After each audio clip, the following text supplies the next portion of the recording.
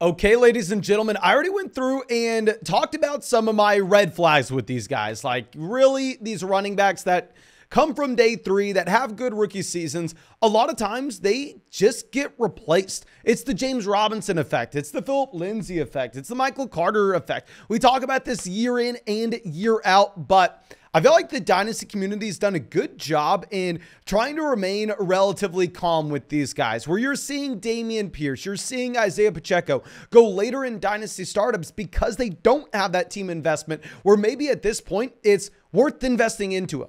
So what I'm going to do is I'm going to look at all year two running backs that have dynasty value at this point, and I'm going to go through, rank them, talk about some realistic expectations going forward. I'm not going to talk about Brees Hall, Kenneth Walker. We know they're very good. We know they have no red flags. But before we get into anything, make sure you go down there, drop a like on this video, subscribe to the channel if you play Dynasty. If you want to check out any of these Super Bowl player props, of course, you can find the link to Underdog down there in the comment section and in the description of this video. When you sign up for Underdog with promo code FLOCK, they're going to match your first deposit dollar for dollar up to $100. You can get into drafts with us on the live stream, and with the minimum of a $10 deposit, you are also going to get our 2023 Dynasty rankings. Right now, my favorite line will be the AJ Brown more than 72.5 receiving yards, but they are going to be adding a ton of lines as we get closer to the game, so I'm very excited. Should be about it, and let's go through and let's rank the first running back in that 2022 class. Keep in mind, we are not going to be talking about Brees Hall, Kenneth Walker. We know they're very good. We're going to talk about Damien Pierce here.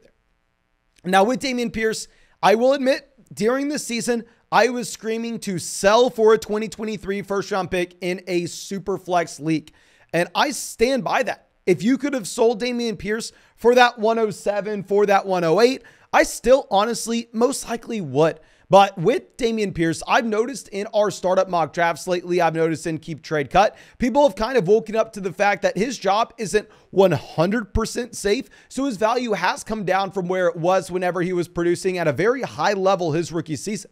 And I do want to revisit his rookie profile. I want to revisit how good he was as a rookie as well. And if we're going to be looking at his rookie profile, I will admit, I think we missed on Damien Pierce. Damien Pierce was a phenomenal rookie pick. For everybody that was grabbing him at the end of the second round of their rookie drafts, bravo. I have to applaud you. You did a great job. I was making a fool out of myself drafting David Bell, Wan'Dale Robinson instead. Those wide receivers I like their profile of. Of course, I wish I could go back in a time machine and instead be taking Damien Pierce. Now, the reason I didn't like Damien Pierce is a lot of those metrics that we look at, he really didn't check the boxes of. He was a day 3 NFL draft pick, so we went past the first 100 selections. Historically speaking, this gives you a significantly lower probability of ever getting a real chance at the NFL level. And on top of this, even if you do get that real chance and succeed, you may be a James Robinson. You may end up just getting replaced by a first round pick the next season. And if we're going to be looking at some other measures that we didn't really like, I didn't really like his college target share. I mean, it was at 4.81%, which indicated for me that he wasn't going to be a great pass catcher at the next level. And also, if we were going to be looking at his speed, he wasn't particularly fast. And this is something that I may have missed the mark with, and that he wasn't necessarily that slow, 4.59. So he's not going to be a burner, but at the same time, it's not going to be Isaiah Spiller level bad, where he's so small, so slow. He has no chance. It's not going to be Kyron Williams level bad. But one thing that did pop out for Damien Pierce is the fact that he was a big-bodied running back. 5'10", 218 pounds, BMI of 31.3. So he had the frame, he had the size to be a 3-down running back. And if he could learn to catch the ball, and if he did get that opportunity, he could perform well with it, which I would argue he did great. I mean, if we're going to go through and look at this, 220 carries, 939 rushing yards. I mean, 4.3 yards per carry, which, yeah, doesn't sound great, but you have to keep in mind the context. The offense he was playing in was a train wreck. So honestly, to have that mark, that's not that bad. He was able to get 39 targets out of the backfield, 30 receptions. Now, yeah, he wasn't efficient with them. I mean, 165 receiving yards off of 39 targets isn't great. He's hovering around like 5 yards per target. Not great, but at the same time, going back to what we were discussing, it was a horrible offense. What are you expecting from the man? So he did get the job. He did perform well with the job. Of course, he was injured later on in the season. They shut him down. They had nothing to play for. That makes a lot of sense. And going forward, I will say Damien Pierce is most likely a talented running back, but we just have to be realistic with the range of outcomes and that we've already gone through and looked at running backs that succeed year one from this range of the draft. And we've already seen that some of those guys are able to turn into Aaron Jones and keep a job long-term, but a lot of those guys do get washed out and don't have that team investment. So it's all about the price point that you're paying for him. And if right now I'm heading over to Keep Trade Cut to figure out where Damien Pierce is going, what kind of value you could get, people aren't valuing him as the top 3 startup pick in terms of rounds as they once were. He's down there at 72. You'll see that his value's actually fallen a decent amount from where it was halfway through the season. And with Damien Pierce, he's right in between guys like Joe Mixon, Hollywood Brown, Jahan Dotson. And to be honest with you, I think this is about where he should be. So yes, I was too low on Damien Pierce initially. Yes, while we did say to sell him high during the season at a much higher price tag, I think where his price has fallen at this point, it's fair from a range of outcomes perspective, where I think his floor is much lower than this price, but I think his ceiling could be much higher than this price. So now our second running back that I really want to look at here that I think people are maybe discounting a little too much is going to end up being James Cook. Now, with James Cook, I think most people would probably rather have Rashad White, but he's going to be my guy. And if we go revisit his prospect profile, now, of course, it's not like he is some guy that's out there just looking like a Brees Hall level prospect. We never thought so, but he does have some good things going for him. He was a fast running back. He ran a 4.42. He was a running back that had a good college target share at 7.8%, so he could catch the ball out of the backfield. I mean, if we're looking at this, his final season at Georgia, he had 27 receptions, 284 receiving yards, and an offense that's not throwing the ball too much. They have Zamir White split in the backfield with them as well, and he gets the draft capital. He was selected in the second round of the 2022 NFL draft by the Buffalo Bills. Now, the main reason I wasn't a fan of drafting James Cook in rookie drafts last year was going to be his size. He actually has a BMI of 27.8, which really indicates that you're never going to see him turn into a running back that's consistently getting 20 touches out of the backfield on a per game basis. It's not happening. But with James Cook, what he can be is he can be a running back that's an effective pass catcher. And if he can somehow get the role in the red zone, then hell, he has touchdown upside, because we need to look at this situation going forward for the Buffalo Bills, where clearly this Bills team, this front office, they don't care about Devin Singletary. Hell, they tried to sign J.D. McKissic last offseason. When that didn't work out, they drafted James Cook in the second round. And even after drafting James Cook in the second round, they traded for Nyheim Hines. But starting next year, James Cook is the only running back on this team with guaranteed money. And if we're going to be looking at his usage and how it trended near the end of the season, James Cook did start to get used relatively often. I mean, if we're going to be looking at, I would say about the last 5 weeks of the year, you had a few games with double-digit carries. You were getting consistent work. The issue was you were just splitting that backfield with Devin Singletary. So the main thing we need to see from a James Cook dynasty owner perspective is going to be Devin Singletary and the Buffalo Bills deciding to part ways and giving this starting job to James Cook. Now, I will say, interesting in a full PPR format, I think he could probably be a mid to low end RB2 in that format in particular, but there's always an outside chance that in the NFL draft, they decide to draft a first and second down grinder to split the backfield with Cook. But now let's go over to someone else here. Let's go over to Rashad White. Now, with Rashad White, I actually thought that he was going to be the best passing down running back in this draft class, not named Brees Hall, where if you're going and looking at his college target share, the man was at 18.8%. Now, of course, older prospect, goes to Arizona State from JUCO, blah, blah, blah. But speedy guy as well, 4.48 40-yard dash.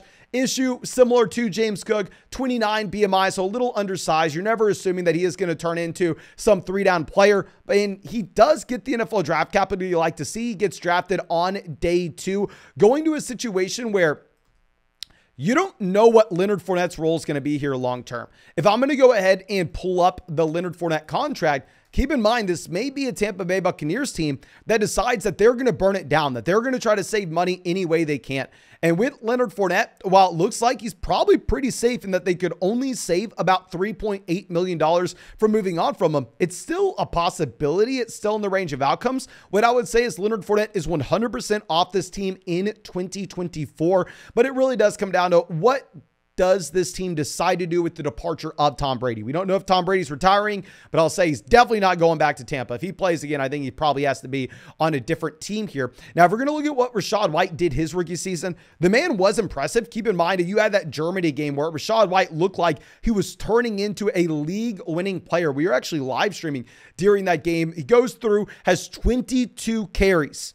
22 carries where his main selling point is actually his ability as a pass catcher. This season, his rookie year, he had 58 targets. Now, of course, he wasn't super efficient with those targets. The receiving yards weren't through the roof. But if you're going to look at Rashad White with his 58 targets, you have to keep in mind that Leonard Fournette also was drawing a ridiculous amount of targets out of this backfield. Leonard Fournette had 83. So he had some serious target competition at the running back position, yet he still was able to establish himself as a rookie. I'm excited about Rashad White.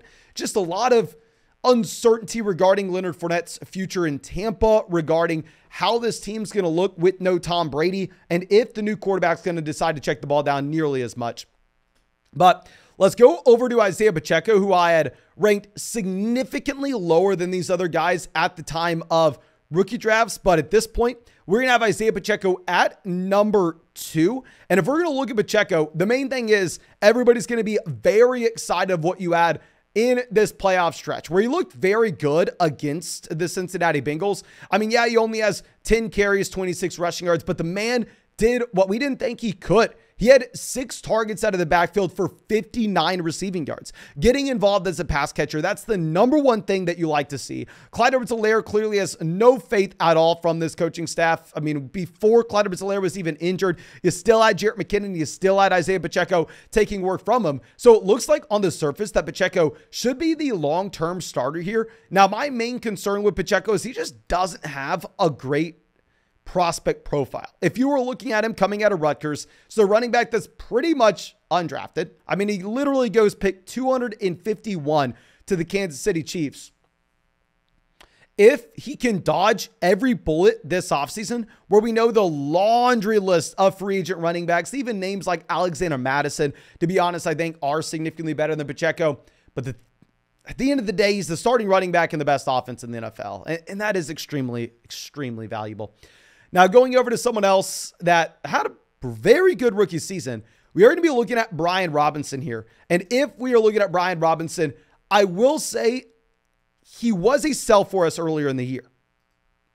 Brian Robinson, when he came back from injury, he had the perfect story. Like someone that, of course, you want to root for. He overcomes all the competition that he has at Alabama. So running back that literally had to deal with guys like Josh Jacobs, Damien Harris, Najee Harris, all in that Alabama offense with them. Yet he still ends up getting drafted on day 2 of the NFL draft. He ends up winning the starting job before the season even starts from Antonio Gibson. Gets shot, and of course you're going to be rooting for him to come back. Of course we are. But the reason he was such a clear sell when he came back is it doesn't matter who the starter is in Washington. At the end of the day, it is a 3-man running back by committee, or you have Antonio Gibson getting involved. Gibson was drafted in 2020, not really going anywhere. And J.D. McKissic has guaranteed money next season. J.D. McKissic will also be in Washington next year. So Brian Robinson's a running back that has the size. He can do a little bit of everything, not great at anything in particular. But when you're having to compete with 2 other guys and you're in a 3-man split backfield and you're not the pass catcher in that backfield, he only had 12 targets this past season, only had 60 receiving yards this past season. It's hard to get too excited about him. But now going over to our last running back we need to discuss, it is going to be Tyler Algier. And now with Tyler Algier, this is someone that I think you can be optimistic with how the season ended. If you had Tyler Algier on your Dynasty team, there's an outside chance that he won you your championship, that he got you there, that he won you playoff matchups. If we're going to look at the last month of the season, 17, 18, 20, 24 carries. If we're going to be looking at his total yardage each and every week, I mean, 136, 120, 95, 135. The man was scoring touchdowns while he was doing it. This is in a horrendous horrendous Atlanta Falcons offense. And keep in mind, Cordell Patterson's 31. It's hard to imagine Cordell Patterson's here for the long term. What's really exciting about Tyler Algier is, while, yeah, he only had 17 targets, which sounds very low for a running back that played the entire season, you have to keep in mind that he dealt with Cordell Patterson, that he was playing in one of the lowest volume passing attacks in the entire NFL. It wasn't Chicago Bears level bad, but it was very, very bad. It was like right behind the Chicago Bears. So from a market share perspective, he actually was getting targeted. And if the Atlanta Falcons are able to jack up their pass attempts, Tyler Algier could be a major beneficiary if that does happen. Now, of course, the thing is, does he have that starting job in the long term? If we're going to go through and look at where he currently is valued according to Keep Trade Cut, this is a running back that has increased a ton in value. I mean, right now, directly behind Mike Evans, Cam Akers, Brock Purdy, A.J. Dillon, Dalvin Cook. Be honest with you, I probably would prefer someone like A.J. Dillon, so it's hard for me to come out here and scream to say to buy Tyler Algier, but I really just wanted to make this video and give an update where about a month ago, when the majority of these players were ranked higher than they currently are, and we were saying sell, sell, sell, the offseason could be very bad for these guys, I feel like their values come down to a point where I'm not saying to buy them, but I don't think they're as clear of sells as they were before people had appropriately priced in the risk of another running back coming to their individual backfields. But I think that's all I got for you. Of course, if you enjoyed it, go down there, drop a like, subscribe if you play Dynasty. And if you want to check out any of these Super Bowl props, if you want to get into a draft with us in the live stream, go check out Underdog Fantasy. Link in the comment section, link in the description. Sign up for Underdog with promo code FLOCK. They'll match your first deposit dollar for dollar up to $200, and you'll get our 2023 Dynasty rankings. But thank you again. I appreciate you. I hope you have a great day, and I'll be good to see you with the video tomorrow.